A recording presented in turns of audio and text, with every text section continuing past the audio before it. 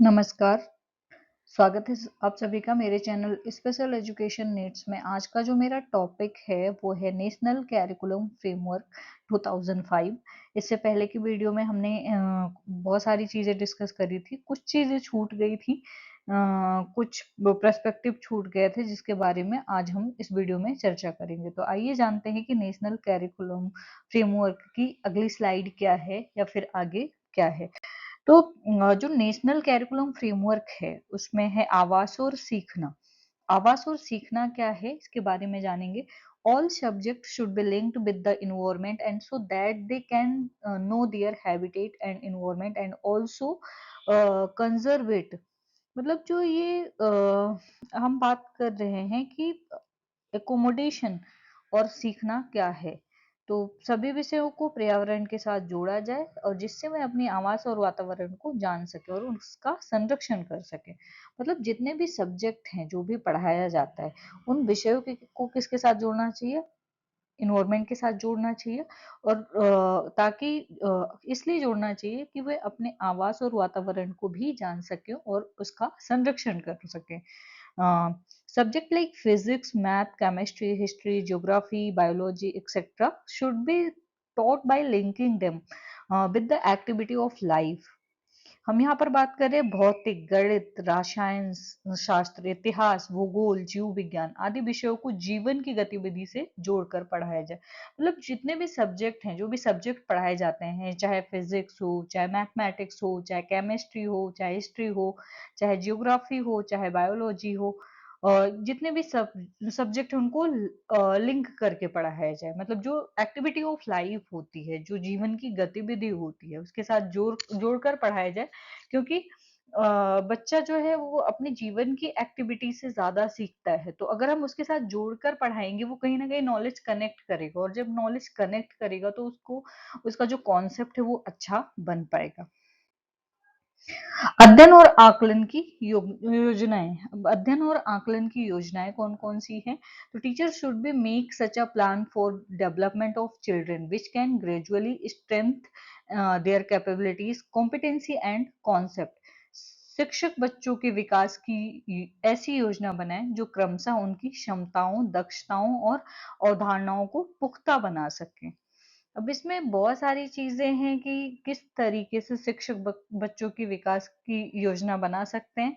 मतलब जैसे ऐसी योजना जिसमें बच्चे की क्षमता विकसित हो सके, उनकी कॉम्पिटेंसी विकसित हो सके, अवधारणा उनकी क्लियर हो सके, मतलब ज्यादा से ज्यादा कॉन्सेप्ट फॉर्मेशन हो सके, किसी भी टॉपिक का कॉन्सेप्ट बन सके। Identify children who need remedial teaching. इसमें उन बच्चों की पहचान की जाए जिन्हें रेमेडियल टीचिंग या उपचारात्मक शिक्षण की आवश्यकता होती है। अब क्वेश्चन यहाँ पर ये आता है कि रेमेडियल टीचिंग क्या है या उपचारात्मक शिक्षण क्या है। तो रेमेडियल टीचिंग हम उनको देते हैं जिनको आवश्यकता होती है। जैसे बहुत बार हम बच्चों को पढ़ाते हैं क्लासरूम में, तो बहुत बार क्या होता है कि सभी बच्चों को एग्जैक्ट चीजें नहीं समझ में आती। कुछ बच्चे ऐसे होते हैं जिनको कॉन्सेप्ट नहीं समझ में आता है या उनका कोई वीक पॉइंट होता है जिसकी वजह से वो लिंक नहीं कर पाते, कनेक्ट नहीं कर पाते या छूट जाती है चीजें। तो उनको पढ़ाने के लिए मतलब एक ऐसा उपचारात्मक शिक्षण या रेमेडियल टीचिंग करनी चाहिए ताकि वो सीख सके, ज्यादा से ज्यादा एक्स्ट्रा क्लासेस दे के, रेमेडियल प्लान बना के इस तरीके से सिखाया जाना चाहिए एनसीएफ के according. Learning difficulties and problem area should be identified. जो भी अधिगम की कठिनाइयां हैं, सीखने की कठिनाइयां हैं और समस्या क्षेत्रों की पहचान है की जाए। सबसे पहले बहुत ज्यादा जरूरी होता है कि हमें बच्चों का लेबल जानना चाहिए। अगर बच्चों का लेबल नहीं समझ में आ रहा है या तो फिर आप नहीं सिखा सकते। अगर हमें बच्चों को सिखाना है तो सबसे पहले उनके लेबल को जानना बहुत ज्यादा जरूरी होता है। ये जानना जरूरी होता है कि उनमें कौन सी कठिनाई आ रही है, कौन सी प्रॉब्लम आ रही है, कौन सी एरिया में आ रही है प्रॉब्लम। ये आइडेंटिफाई करना जरूरी होता है। Before teaching, the teacher should not only prepare the method of assessment but also prepare the standard of assessment and tools used for it. शिक्षक पढ़ाने से पहले न केवल आकलन के तरीकों की तैयारी करे बल्कि मूल्यांकन के मानकों और उनके लिए प्रयुक्त होने वाले औजारों की भी तैयारी करें।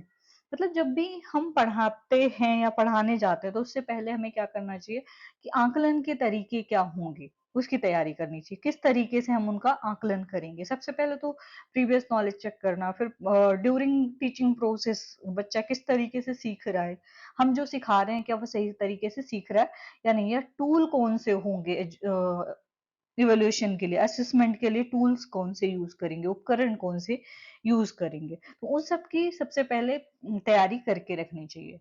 Assessment and examination should be credible and based on valid method of measuring learning.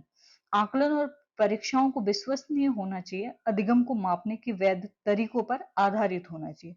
मतलब जो असेसमेंट और एग्जामिनेशन है वो कैसा होना चाहिए, क्रेडिबल होना चाहिए, अधिगम के मापने के वैध तरीके होने चाहिए, मतलब उसको कोई झुठला नहीं सके। तो ऐसा तरीका उपयोग करना चाहिए जो अप्रोप्रिएट हो, विश्वसनीय हो, रिलायबल हो। The children report card should contain general comment on health and nutrition, specific comment on the overall development of the learner, and suggestion for parents. बच्चों के रिपोर्ट कार्ड में स्वास्थ्य और पोषण पर सामान्य टिप्पणी देने के साथ साथ शिक्षार्थी के समस्त विकास पर विशिष्ट टिप्पणी हो और अभिभावकों के लिए सुझाव हो। मतलब जब भी हम रिपोर्ट कार्ड बना रहे हो तो उनके साथ साथ हमें कमेंट भी देने चाहिए कि किस तरीके से शिक्षार्थी के समस्त विकास हो सकते हैं, संपूर्ण विकास किस तरीके से हो सकता है, और अभिभावकों के लिए क्या सुझाव हो सकता है कि उनको किस तरीके से वो सुधार सकते हैं। एनसीएफ 2005 के सुझाव, कुछ सुझाव हैं एनसीएफ 2005 के। तो आइए देखते हैं कि वो सुझाव कौन कौन से हैं। तो पहला जो है, pure drinking water should be available in school, मतलब स्कूल में या विद्यालय में शुद्ध पीने का पानी उपलब्ध होना चाहिए। The shortage of basic physical resources including book for reading and writing should be met. पढ़ने लिखने के लिए सहायक किताबें होनी चाहिए, उसके साथ साथ बुनियादी भौतिक संसाधनों की कमी को पूरा किया जाना चाहिए। Such furniture should be constructed in which children do not have discomfort in sitting. ऐसे फर्नीचर का निर्माण किया जाए जिसमें बालकों की को बैठने में असुविधा न हो, मतलब सुविधा वाले फर्नीचर यूज किए जाए। According to NCF 2005, the medium of language at primary stage should be mother tongue। मतलब अकॉर्डिंग टू एनसीएफ के अनुसार जो मीडियम ऑफ लैंग्वेज होना चाहिए प्राइमरी लेवल पर या प्राइमरी स्टेज पर, वो मातृभाषा में होना चाहिए। मतलब मदर टंग में जो भी पढ़ाया जाना चाहिए वो मातृभाषा में या मदर टंग में पढ़ाया जाना चाहिए। The burden of wax should be reduced because a huge syllabus and thick book are a symbol of failure of education system। मतलब जो बस्ते का बोझ है उसको कम करने की बात की है, क्योंकि क्या होता है, विशाल पाठ्यक्रम और मोटी पुस्तकें शिक्षा प्रणाली की असफलता का प्रतीक होती है, ऐसा एनसीएफ का मानना है। The timetable should be such that student get enough leisure and play time। समय सारणी ऐसी हो जिसमें छात्रों को पर्याप्त अवकाश और खेलने का समय मिले। Separate toilet should be construct for boys and girls and their cleanliness should also be taken care of। मतलब जो बालक और बालिकाओं के लिए शौचालय बनाए जाए वो अलग अलग होने चाहिए और उनमें सफाई का भी ध्यान रखा जाना चाहिए, साफ सफाई अच्छे से होनी चाहिए और दोनों के बॉयज और गर्ल्स के शौचालय अलग होने चाहिए।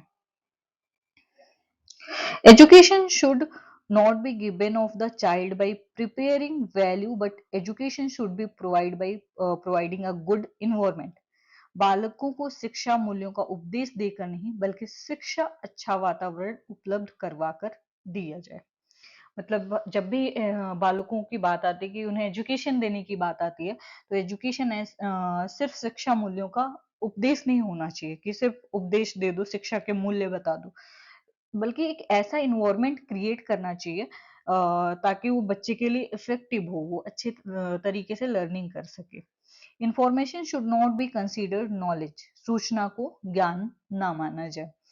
Teaching formulas should be used more and more by teachers. मतलब जितने भी शिक्षण के सूत्र हैं शिक्षकों द्वारा अधिक से अधिक प्रयोग किया जाए। शिक्षण के सूत्र का मतलब होता है जैसे बहुत सारे सूत्र बनाए हैं कि नोन टू अननोन, ज्ञान ज्ञात से अज्ञात की ओर, डिफिकल्ट सिंपल टू कॉम्प्लेक्स। इस तरीके से मतलब जब भी हम टीचिंग करवाते हैं तो उसके कुछ नियम होते हैं, उसके कुछ सूत्र होते हैं, हमेशा उनको फॉलो करना चाहिए ताकि बच्चों को ज्यादा से ज्यादा समझ में आए। पुस्तकालय में बच्चों को स्वयं पुस्तक चुनने का अवसर दिया जाए। जब बच्चे पुस्तक चूज कर रहे हों लाइब्रेरीज में, तो उन्हें खुद मौका दिया जाए कि वो खुद अपने आप से पुस्तक चुने। The definition of a good student, or the preparation of the student of the people should be changed. That is, a good student in the one who parents his original ideas like education through logical debate. अच्छे विद्यार्थी की परिभाषा या लोगों की विद्यार्थी की जो धारणा होती है उसमें बदलाव किया जाए, अर्थात अच्छा विद्यार्थी वो है जो तर्कपूर्ण बहस के द्वारा अपने मौलिक विचारों को शिक्षा के समान प्रस्तुत करता है। मतलब हमेशा हमें क्या करना चाहिए कि जब भी हम स्टूडेंट में कोई भी डेफिनेशन डेवलप करने की कोशिश करते हैं, तो विद्यार्थी की जो ओपिनियन होते हैं कि वो क्या, उनके थॉट क्या हैं, उनके ओपिनियन क्या हैं, उसको ज़रूर लेना चाहिए ताकि उनके जो कॉन्सेप्ट होते हैं उसमें बदलाव होता है और वो उनकी जो लॉजिकल थिंकिंग है वो बढ़ती है। तो उन्हें ज़्यादा से ज़्यादा लॉजिकल थिंकिंग करने का मौका दिया जाना चाहिए। बहस जितना ज़्यादा वो डिबेट करते हैं उससे क्या होता है, उनके जो खुद के विचार हैं वो अच्छे होते हैं, तो इसलिए उनको खुद के विचार के लिए अवसर ज़रूर देना चाहिए। The curriculum of children should be prepared keeping in mind the all-round development of the child.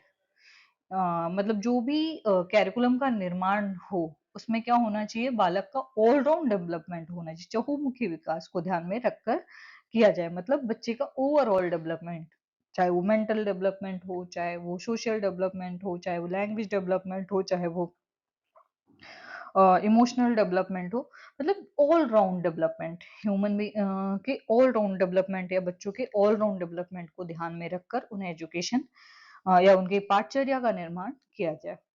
Inclusive education should be adopt in school.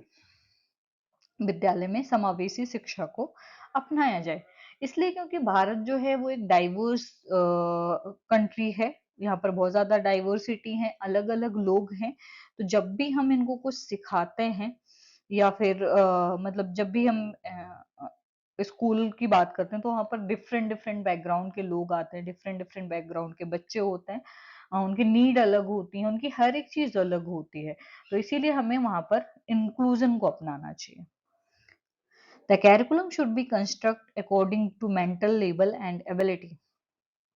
Curriculum जो भी कंस्ट्रक्ट किया जाए या निर्माण किया जाए कैरिकुलम का, वो मानसिक स्तर और बच्चों की योग्यता के अनुसार होना चाहिए। Corporal punishment, punishment for beating or standing in a troublesome posture or sitting should be completely banned. मतलब जो शारीरिक दंड देते हैं कि बच्चे नहीं पढ़ रहे हैं तो उनको मारना पीटना या तकलीफ देना या फिर खड़ा करना या बैठने की सजा या फिर मतलब इन सब चीजों पर बैन लगाया जाए, ये एनसीएफ ने बताया। Imagination and original writing should be encouraged more and more. कल्पना तथा मौलिक लेखन को अधिक से अधिक प्रोत्साहन किया जाए। जो मतलब इमेजिनेशन और ओरिजिनल राइटिंग है उसको इनकरेज करने की बात करी गई। Vocational education and training should also be given importance.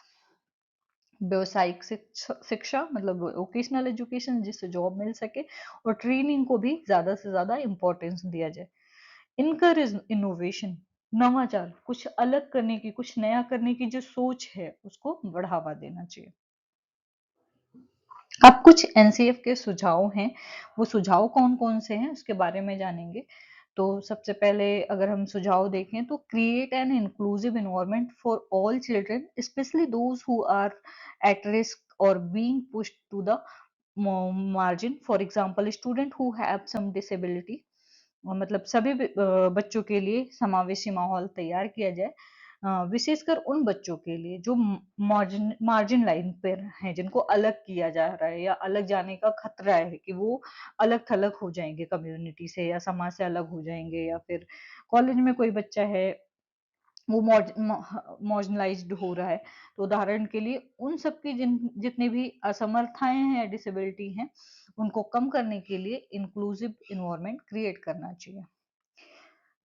Calling student और student group with crippled, incapable, incompetent word create a feeling of non-cooperation and frustration in them। विद्यार्थी या विद्यार्थी के समूह में जो भी डिसेबल्ड हैं या असमर्थ हैं या निर्योग्य हैं शब्दों से संबोधित करने में, उनमें असहयोग और कुंठा की भावना घर करते। तो मतलब जो भी नाम दे के पुकारते हैं, डिसेबिलिटी के नाम से पुकारते हैं लोगों को, वो चीजें बंद की जानी चाहिए।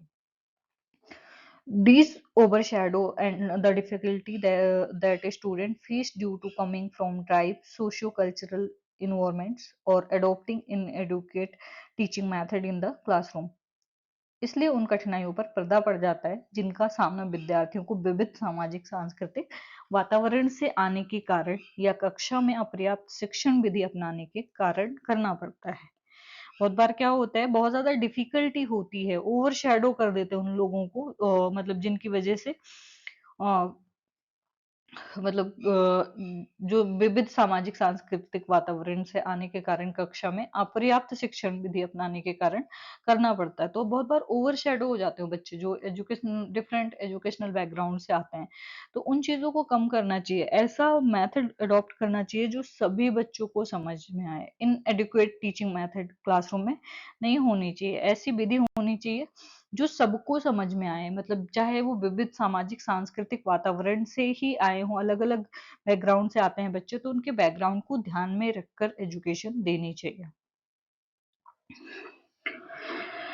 Difference between should not be seen as a problem but as a collaborative resources of learning. Inclusive in education is a component of inclusion in society। जो विद्यार्थियों के बीच मतभेदों को समस्या के रूप में ना देखकर शिक्षण के सहयोगी संसाधन के रूप में देखा जाना चाहिए। मतलब जो भी मतभेद होते हैं बच्चों में, जो भी प्रॉब्लम क्रिएट होते हैं, उनको हमेशा मतलब समस्या के रूप में नहीं देखना चाहिए, एक सहयोगी संसाधन के रूप में देखा जाना चाहिए। शिक्षा में समावेश समाज में समावेश का ही एक घटक है। अगर एजुकेशन में इंक्लूजन आ जाता है तो वो समाज में भी इंक्लूजन आ सकता है। कहते हैं कि एक बच्चा पढ़ जाता है तो वो पूरे परिवार को सिखा सकता है। तो उसी तरीके से अगर एक बच्चे को एजुकेशन अच्छी मिल जाती है तो एक अच्छे समाज का निर्माण होता है। Teacher need to adopt a positive strategy so that everyone, including students who are considered incapacitated, can be supported with the help of teacher and institution outside the school। शिक्षकों को एक ऐसी सकारात्मक कार्य नीति अपनाने की आवश्यकता है ताकि असमर्थ समझे जाने वाले विद्यार्थी सहित सबको जो शिक्षा का माहौल मिल रहा है, ऐसे सहयोग शिक्षक तथा स्कूल के बाहर की संस्थाओं की मदद से किया जा सकता है। मतलब हमेशा एक ऐसी पॉजिटिव स्ट्रेटेजी अपनाने की आवश्यकता होती है टीचर को, ताकि जो मतलब असमर्थ समझे जाने वाले विद्यार्थी, यानी कि डिसेबल्ड विद्यार्थी या जिनको लोगों को लगता है कि ये कुछ नहीं कर पाएंगे, उनको ऐसा शिक्षा का माहौल मिले जहां पर लोग उनका सहयोग कर सके या दूसरे इंस्टीट्यूशन भी उनसे जुड़ सके। एनसीएफ 2005 की प्रमुख समस्याएं। अब एनसीएफ 2005 की प्रमुख समस्याएं क्या हैं वो देखते हैं। तो NCF 2005 problem of tradition in formulation of curriculum, इसकी परंपराओं की समस्या क्या है देखते हैं।